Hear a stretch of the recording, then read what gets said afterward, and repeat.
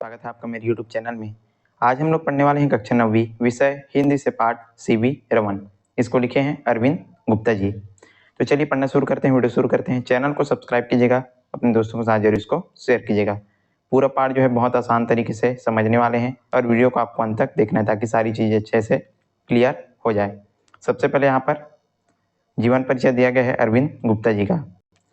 अरविंद गुप्ता भारत में विज्ञान को लोकप्रिय बनाने और शैक्षिक खिलौने बनाने के लिए क्या है मशहूर हैं। ये जो है क्या करते हैं, विज्ञान को लोकप्रिय बनाने और जो शैक्षिक मतलब ऐसे खिलौने जिससे हमको क्या मिलती है, शिक्षा मिलती है।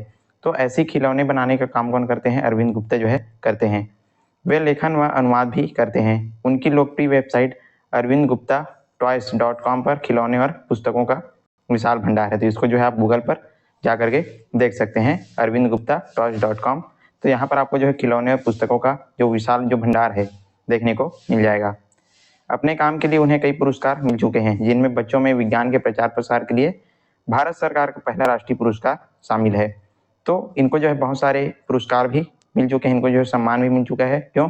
क्योंकि ये जो है बच्चों में विज्ञान का प्रचार प्रसार करते हैं और इनके काम के लिए इनको जो है पुरस्कार दिया गया है। तो ये था अरविंद गुप्ता जी का जीवन परिचय।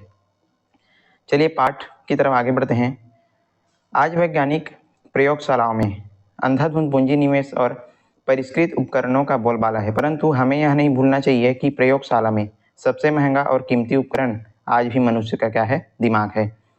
प्रयोगशालाओं में क्या हो रहा है कि अंधाधुंध पूंजी निवेश जो है किया जा रहा है, बहुत ज़्यादा जो है पैसे लगाए जा रहे हैं, लेकिन सबसे जो कीमती उपकरण क्या है, आज भी मनुष्य का दिमाग है। इससे बढ़कर कोई हो सकता है क्या? नहीं। मतलब सारी जो चीज़ें हैं कहाँ से निकल कर के आती है, दिमाग से ही निकल करके आती है। तो मनुष्य के दिमाग सबसे क्या है, पावरफुल है और सबसे महंगा और सबसे क्या है, कीमती उपकरण बताया जा रहा है। इस बात की सच्चाई का प्रमाण हमें सीवी रमन के जीवन से मिलता है। मतलब मनुष्य का दिमाग इतना पावरफुल है कि सारी चीज़ें जो है कर सकता है, कंप्यूटर भी उसके सामने क्या है, फेल है। तो यहाँ पर इस बात की सच्चाई हमको कैसे पता चलती है, सीवी रमन जी के जीवन से हमको जो है सीखने को मिलता है। वे अकेले ऐसे वैज्ञानिक हैं जिन्हें भारत में विज्ञान के क्षेत्र में किए गए शोध कार्य के लिए नोबेल पुरस्कार से सम्मानित किया गया है। भारत के ऐसे अकेले वैज्ञानिक है जिनको क्या दिया गया है, नोबेल पुरस्कार विज्ञान के क्षेत्र में इनको जो है शोध कार्य के लिए से सम्मानित इनको किया गया है। किससे? नोबेल पुरस्कार से। जिन अल्प विकसित उपकरणों का उन्होंने अपने शोध में उपयोग किया उनकी कीमत 200 रुपये से कम थी। मतलब इन्होंने अपने शोध कार्य में, अपने विज्ञान के चीज़ों को खोजने में, शोध कार्य करने में जिन उपकरणों का उपयोग किया था उनकी कीमत कितनी थी? 200 रुपये से भी कम थी। तो ये रही इनकी, इस तरह से यहाँ पर बताया जा रहा है। और चित्र में देख सकते हैं, ये है डॉक्टर सीवी रमन। आगे बढ़ते हैं।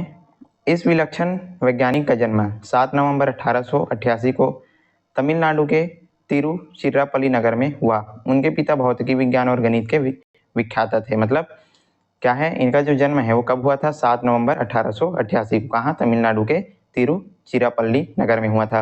और उनके जो पिताजी थे, मतलब सीवी रमन के पिताजी कौन क्या थे? विज्ञान और गणित के व्याख्याता थे। रमन को बचपन से ही विभिन्न विषयों की पुस्तकों पढ़ने को मिली। उन्हें अपने पिता से संगीत का प्रेम भी मिला, जिसकी प्रकृति पर उन्होंने बाद में बुनियादी शोध किए। तो बचपन से ही इन्होंने बहुत सारी जो किताबें हैं वो पढ़ ली थी, इन्होंने सीवी रमन जी ने अपने पिता से लेकर के। और इनके पिता को जो है क्या, संगीत का प्रेम था। तो अपने पिता के से वो जो है क्या, संगीत भी अच्छे से सीख गए थे। और बाद में उन्होंने इस पर क्या किया, शोध कार्य भी किया। आगे पढ़ते हैं। रमन की प्रारंभिक शिक्षा विशाखापट्टनम में हुई। उन दिनों आयु की पाबंदी न होने के कारण उन्होंने 11 वर्ष की उम्र में ही हाई स्कूल की परीक्षा उत्तीर्ण कर ली थी। मतलब यहाँ पर बताया जा रहा है कि उनकी जो प्रारंभिक शिक्षा है कहाँ पर हुई है, विशाखापट्टनम में हुई है। और इन्होंने 11 वर्ष है, सोच सकते हैं, सिर्फ 11 साल की उम्र में उन्होंने क्या किया था, हाई स्कूल का जो परीक्षा है वो उत्तीर्ण कर लिया था। क्यों? क्योंकि उस समय जो है आयु की पाबंदी नहीं होती थी। मतलब आप जो है कितने भी उम्र के रहो, आपको जो है पढ़ सकते थे। इस प्रकार की जो उम्र की जो पाबंदी थी वो नहीं होती थी। तो इन्होंने 11 साल की उम्र में क्या कर लिया था, अपने जो हाई स्कूल का जो परीक्षा है वो उत्तीर्ण कर लिया था। 1902 में रमन ने प्रेसिडेंसी कॉलेज में दाखिला लिया और भौतिकी विज्ञान में प्रथम स्थान तथा स्वर्ण पदक के साथ 1904 में बीए पास किया। इन्होंने क्या किया, 1902 में जो है कॉलेज में एडमिशन लिया और उसमें जो है इन्होंने भौतिकी विज्ञान जो है उसमें प्रथम स्थान अपने सब्जेक्ट में प्राप्त किया और साथ ही साथ इसको जो है स्वर्ण पदक भी दिया गया। 1904 में इन्होंने अपना जो बीए है वो पास कर लिया। 1907 में एमए की परीक्षा में सर्वश्रेष्ठ छात्र घोषित किए, और ये जो है बहुत ही पढ़ाई में अच्छे थे, तो इनको जो है 1907 में एमए की परीक्षा में सर्वश्रेष्ठ छात्र जो है इनको घोषित किया जाता है। रमन का कद छोटा था, जिसके कारण उनके अनेक मुश्किलें खड़ी की। इनका जो हाइट था वो कद था कैसा था, छोटा था, जिसके कारण उनको जो है बहुत सारी मुश्किलें आती थी। अक्सर उनके शिक्षक पूछते क्या तुम इसी कक्षा के छात्र हो। उनके टीचर उनको पूछा करते थे कि क्या तुम इसी कक्षा के छात्र हो। क्यों पूछा करते थे? क्योंकि उनका जो हाइट था वो काफ़ी क्या था, छोटा था। तो टीचर को नहीं लगता था कि ये जो है इसी कक्षा के छात्र होंगे ऐसा करके, तो उनको जो है बहुत सारी परेशानियाँ आती थी और टीचर उनसे इस प्रकार के सवाल जो है किया करते थे। महाविद्यालय की पढ़ाई समाप्त होने के बाद रमन को उच्च शिक्षा के लिए विदेश जाने की सलाह दी, परंतु मद्रास में सिविल सर्जन ने जब उनकी जांच की तो उन्हें लगा कि रमन का कद छोटा शरीर इंग्लैंड के कड़क मौसम का बर्दाश्त नहीं कर पाएगा। अब जैसे ये जो है अपना जो शिक्षा है पूर्ण करते हैं, तो उनको आगे की शिक्षा के लिए कहाँ विदेश जाने के लिए क्या मिलती है, सलाह दी जाती है। लेकिन जब ये जो है डॉक्टर के पास जाते हैं तो उनको बताया जाता है कि तुम्हारा कद छोटा है और तुम जो है इंग्लैंड की जो कड़ाके की जो मौसम है, जो सर्दी है, उसको तुम्हारा शरीर बर्दाश्त नहीं कर पाएगा, ऐसा करके इनको जो है बोल दिया जाता है। भारत में रहकर काम करने के लिए रमन सारी जिंदगी उस डॉक्टर के ऋणी रहे हैं। मतलब अब ये जो है भारत में ही रह करके अपना जो काम है वो करने लगते हैं, अपनी जो पढ़ाई है वो किया करते हैं। रमन ने भौतिकी विज्ञान में एमए किया। उन दिनों विज्ञान पढ़ने वालों को बहुत कम नौकरियां थी। मतलब उस टाइम क्या होता था कि जब इनको जो है विज्ञान पढ़ने वालों को जो है बहुत कम नौकरियां मिलती थी, तो रमन भी जो है एमए की पढ़ाई अपना पूर्ण कर लिए थे भौतिकी विज्ञान में। अन्य विकल्प खुले न होने के कारण रमन को कलकत्ता में वित्त विभाग में शासकीय नौकरी करनी पड़ी। अभी जो है वित्त विभाग में कहाँ, कलकत्ता में जाकर के शासकीय नौकरी जो है करने लगते हैं। चलिए आगे बढ़ते हैं। वीडियो पसंद आ रहा है तो लाइक कीजिएगा, ज़्यादा से ज़्यादा जो है शेयर करना है अपने दोस्तों के साथ, और चैनल अभी तक सब्सक्राइब नहीं किए हैं तो जरूर कर लीजिएगा।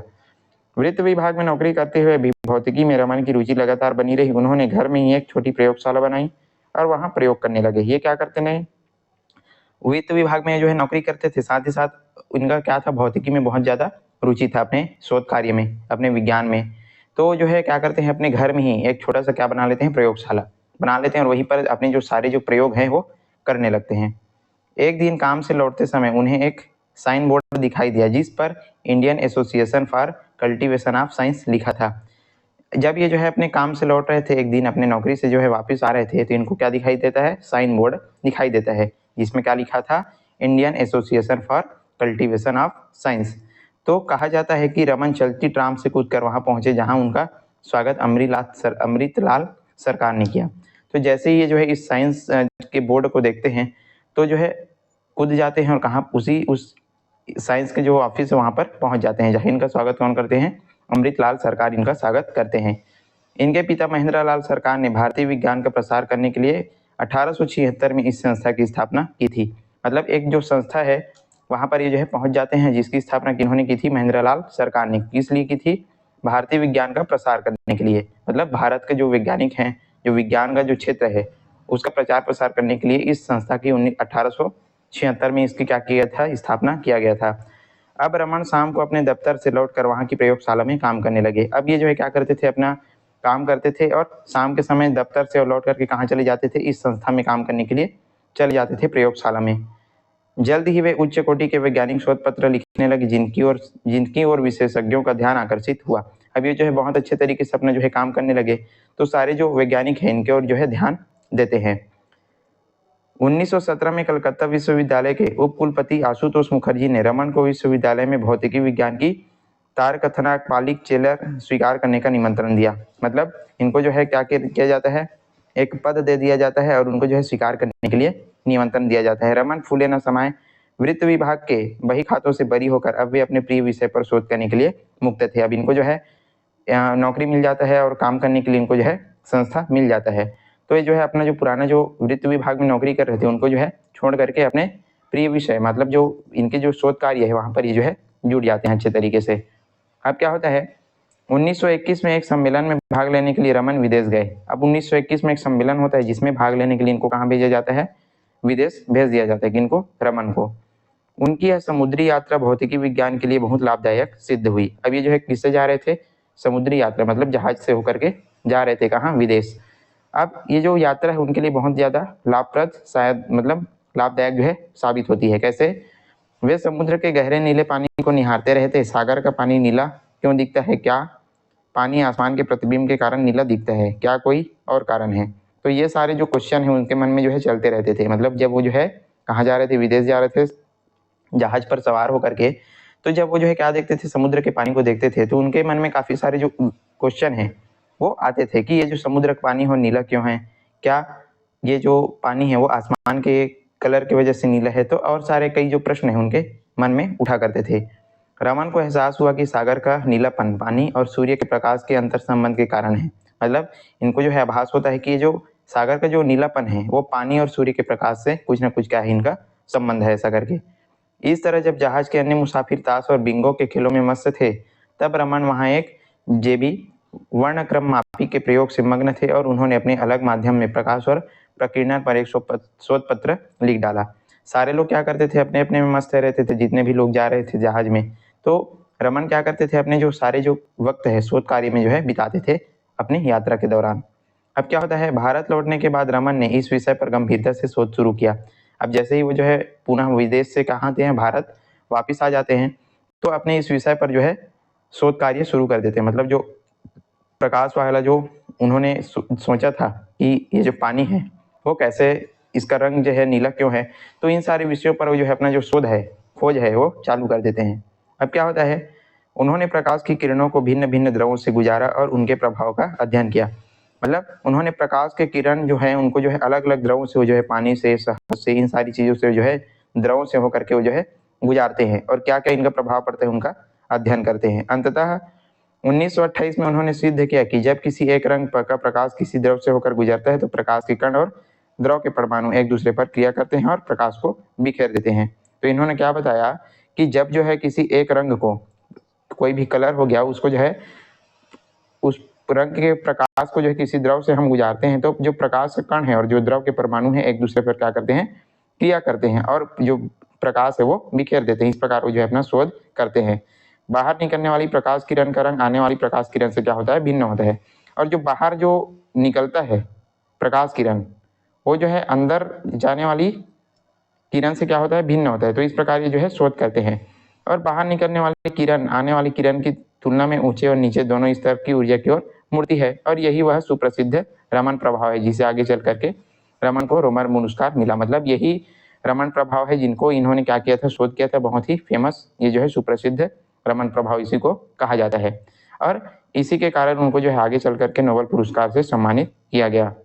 उनकी खोज से विश्व स्तर पर वैज्ञानिक शोधों में तेजी आई। इससे अलग पदार्थों की संरचना के अध्ययन में बहुत मदद मिली और इसके बाद जो है बहुत सारे वैज्ञानिकों के शोध में जो है खोज मतलब शोध में जो है तेजी आ गई और अलग अलग जो अध्ययन है वो लोग करने लगे। जो वैज्ञानिक लोग हैं वो अलग अलग अध्ययन करने लगते हैं।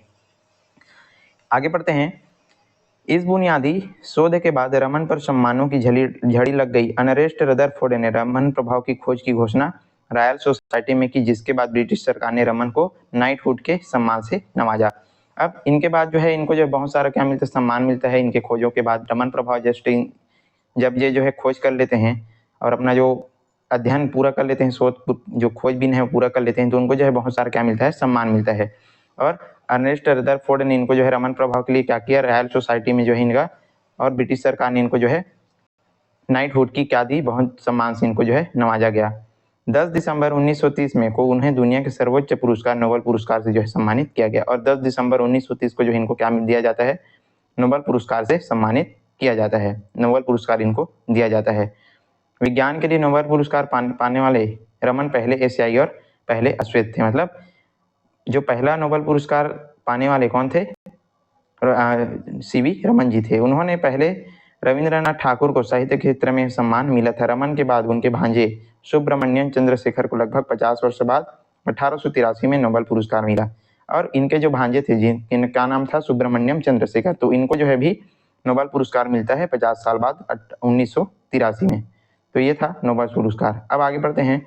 सदियों तक विदेशी ताकतों द्वारा शासन किए जाने के बाद इस अंतर्राष्ट्रीय गौरव से भारतीय वैज्ञानिक समाज का आत्मसम्मान बुलंद हुआ। मतलब सदियों तक जो बाहर के जो लोग थे हम पर क्या किए थे, शासन किए थे, लेकिन इस खोज के बाद जो वैज्ञानिकों का जो सीना है वो गर्व से क्या हो जाता है, ऊंचा हो जाता है। एक भारतीय वैज्ञानिक को जिसने सारा शोध भारत में ही रहकर किया हो, दुनिया का सबसे बड़ा सम्मान मिलना सचमुच बड़े गर्व की बात है। अपने सारे जो खोज है कहाँ पर किए हुए थे, भारत में किए हुए थे, और उनको जो है क्या मिलता है, नोबेल पुरस्कार रमन जी को। तो ये जो है बहुत ही बड़े गर्व की बात थी।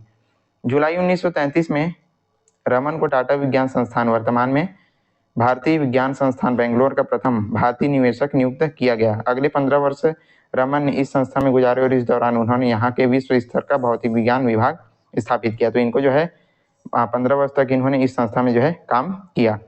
उन्होंने अंतर्राष्ट्रीय स्तर के अनेक वैज्ञानिकों को प्रेरणा और प्रशिक्षण दिया। ये जो है ट्रेनिंग्स देते थे, इनको वैज्ञानिक लोग होते थे उनको। उन्होंने 6 किरण विवर्तन मतलब एक्सरे डिफरेंस और अपने प्रिय प्रकाश और पदार्थ के बीच अंतर संबंध का काम शुरू किया। इनका प्रिय विषय क्या था, प्रकाश एवं पदार्थ के बीच जो संबंध है, ये इनका जो है प्रिय विषय था और इसी पर जो है अपना जो काम है वो करते रहे। रमन की विज्ञान में प्रचार प्रसार की गहरी रुचि थी। वे एक ओजस्वी वक्ता थे और उन्होंने विज्ञान के भिन्न भिन्न विषयों पर अनेक भाषण दिए।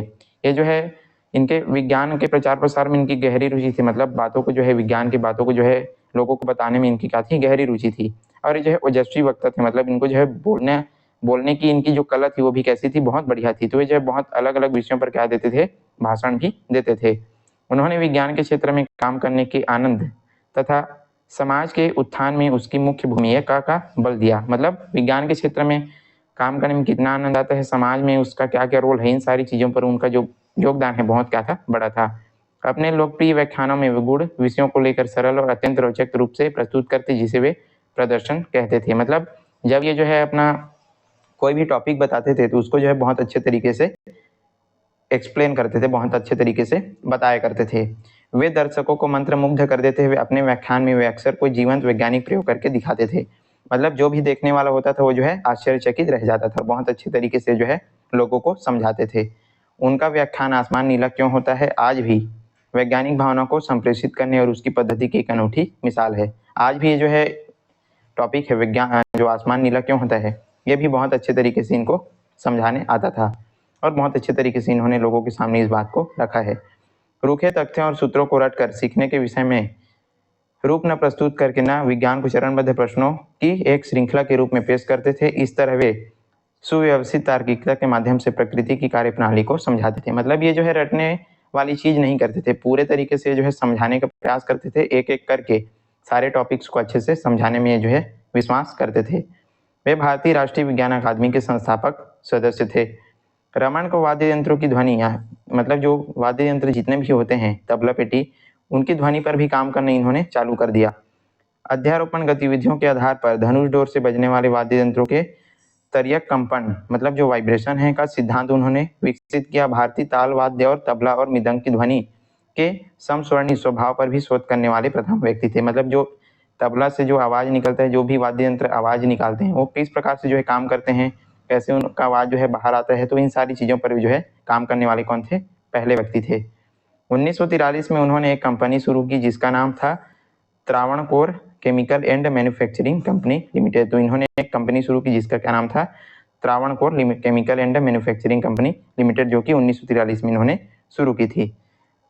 1948 में सेवानिवृत्ति से पहले रमन ने बेंगलोर में खुद अपने शोध संस्थान रमन शोध संस्थान की स्थापना की। मतलब जब ये जो है रिटायर होने वाले थे, सेवानिवृत्त होने वाले थे 1948 में, तो इससे पहले वो जो है अपने खुद का एक शोध संस्थान, अपना जो शोध संस्थान है, संस्था, वो जो है शुरू करते हैं, जिसका क्या नाम था, रमन रिसर्च इंस्टीट्यूट। इसकी जो है स्थापना उन्होंने की। इस संस्थान की विशेषता यह थी कि उसकी स्थापना के लिए सारी पूंजी व्यक्तिगत दाताओं से आई। मतलब इसको बनाने के लिए सारी जो पूंजी है व्यक्तिगत तरीके से जो देने वाले जो लोग हैं उनसे आती है। उन्होंने 1970 तक अपना वैज्ञानिक शोध कार्य जारी रखा। हमेशा की तरह रमन शोध संस्थान में उन्होंने 2 अक्टूबर 1970 को महात्मा गांधी मेमोरियल व्याख्यान में इन्होंने व्याख्यान दिया। मतलब इन्होंने 1970 तक अपना जो शोध कार्य, अपना जो वैज्ञानिक जो शोध कार्य है, तो अपना जो काम है वो जारी रखते हैं और हमेशा की तरह क्या करते हैं, रमन शोध संस्थान में उन्होंने 2 अक्टूबर 1970 को क्या दिया था, महात्मा गांधी मेमोरियल व्याख्यान इन्होंने दिया था। और इसके बाद वे बीमार पड़ गए और 21 नवंबर को उनका देहांत हो गया और इसके बाद जो है इनका तबीयत जो है खराब हो जाता है और 21 यानी कि 21 नवंबर को उनका जो है स्वर्गवास हो जाता है। तो ये था आज का हमारा पाठ रमन प्रभाव, जो कि था कक्षा 9वीं विषय हिंदी से। आई होप आपको पूरा पाठ जो है अच्छे से समझ में आ गया होगा। यदि वीडियो पसंद आए तो लाइक कीजिएगा, ज़्यादा से ज़्यादा आपको जो है शेयर करना है और यदि आपको इसका प्रश्न उत्तर का वीडियो चाहिए तो कमेंट में मुझको बता सकते हैं और डिस्क्रिप्शन में आपका जो इसका प्रश्न उत्तर का वीडियो का लिंक जो है आप देख सकते हैं वहाँ पर जाकर के, ताकि सारी चीज़ें अच्छे से आपकी क्लियर हो सके। चलिए आज के लिए बस इतना ही, मिलते हैं इसी प्रकार के अन्य वीडियो के साथ, तब तक के लिए पढ़ते रहिएगा। धन्यवाद।